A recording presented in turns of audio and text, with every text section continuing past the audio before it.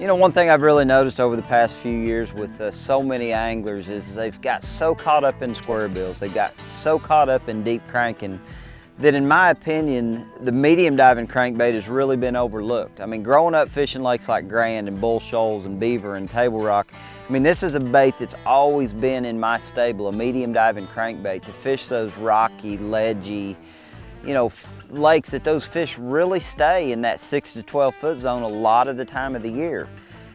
There's a lot of opportunities in my mind to catch a lot of fish on this bait just specifically because of what I said when I started. So many people are right up there on the bank throwing square bills or topwaters. A lot of people are out there deep cranking, but this bait, like this SPRO Rock Crawler 55, is one of those baits that you can reach that mid-depth zone, that 6 to 12 foot zone, cover a ton of water, and catch a lot of fish that are feeding on crawfish and shad. You know, we've got this bait in crawfish colors, we've got it in a new IU shad color.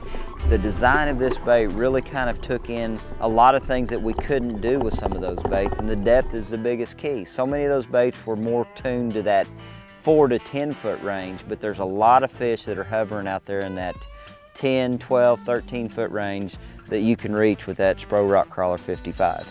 For so many years, I didn't feel like I could get a bait deep enough in the spring to catch some of those really early springtime fish that pulled up and staged in that 8 to 12 foot zone.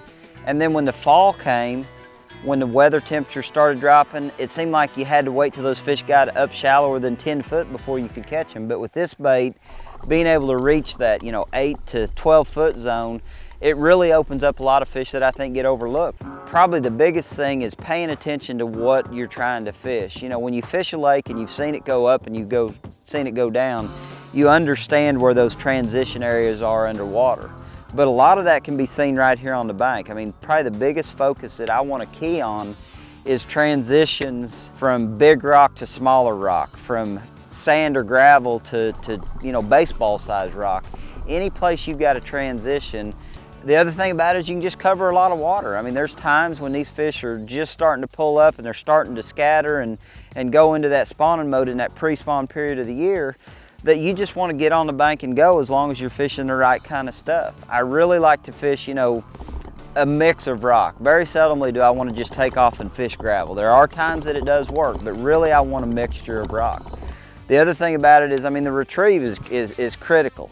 I mean, there's days, especially in the fall, that, I mean, you've got to keep that bait really coming. I typically throw it on at least a 6:3 to 1 gear ratio reel in the fall.